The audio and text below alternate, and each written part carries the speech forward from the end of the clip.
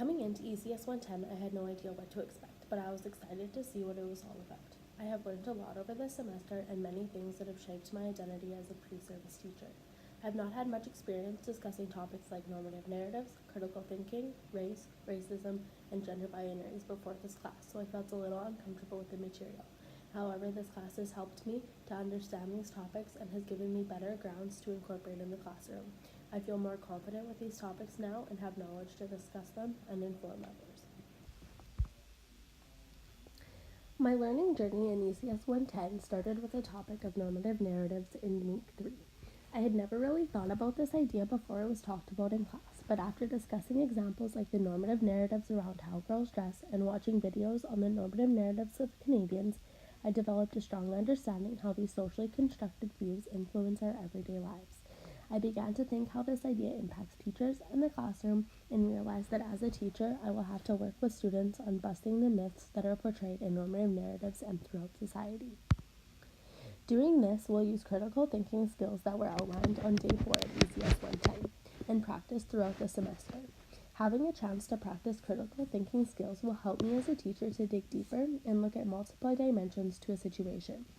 I learned that it's important that there are many reasons for things, and sometimes those are not easily seen. Sometimes to find a problem or solution, you need to dig deeper, ask questions, and challenge ideas. The idea of critical thinking was carried into the topic of race and racism on day 5. The idea of race and racism were introduced, and I realized that I'd never really been taught the terms appropriately before. I remember in school learning about racism, but I was never told about the relationship it had with the power of white people over the power of people of color until this course. The textbook Is Everyone Really Equal outlines this on page 124 when they compare the difference of racism to prejudice and discrimination. This idea was discussed throughout class and was also seen in D'Angelo's Why Is It So Hard to Talk to White People About Racism? This really stood out to me because it challenged my previous ideas of racism. Because of this, I was encouraged to dig deeper into the subject as I wanted to learn the proper definition and use it to benefit me as a teacher. I thought about the information that was given in class and how it challenged my previous knowledge. I realized that in elementary school and most of high school, my classes were not very diverse, neither were the lessons delivered by the teachers. Due to this, I had lack of structural teachings about racism and learned most information from media sources. Discussions in class about normative narratives and how they are portrayed in media showed me that media isn't always the best learning tool and relates to my previous knowledge being challenged by course material. After discussions in class regarding race and racism and reflecting on a time I noticed race in my second self story, I began to think about my skin color and how it impacts everyday life. The idea of white privilege and white fragility stood out to me in week 6 and 7, especially when we did Ali Henny's white fragility self-test. I have white privilege, however, before this class, I would have denied that. I have always been privileged growing up, but I never associated my privilege with my skin color until this class. Throughout this topic, I reflected on my identity and often thought about the reasons why I thought I didn't have white privilege. I think back to elementary school where the word privilege was always associated with money. You were privileged if you had nice things, if you went on vacations. The idea of your skin color affecting your privilege was never brought to my attention. This is discussed on page 81 of D'Angelo and Sensory's Is Everyone Really Equal?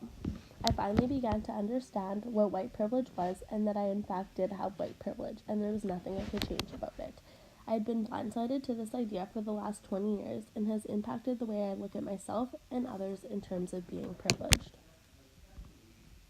The discussions we had in class regarding race, racism, and white privilege, and the readings done, especially the discourse of denial, how white teacher candidates construct race, racism, and white privilege in the class textbook Is Everyone Really Equal, made me reflect on my identity as a teacher and the ways I can help create awareness around racism and white privilege in the classroom.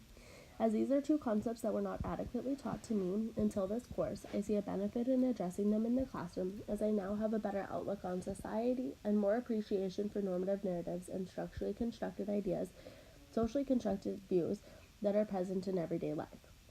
I plan to incorporate resources into my classroom to create inclusion and eliminate feeling of racism that may be created from the institution. One way to educate students on race is through literature. A few examples are All the Colors We Are by Katie Kinsinger, Amazing Grace by Mary Hoffman, and Let's Talk About Race by Julius Lester. These are some books that can be used in elementary schools, as well as many others, to inform students about racism and create diversity in the classroom. I have learned throughout this course that educating students is the best way to start change, and this class has helped me develop a strong base to branch off and share my knowledge with my students.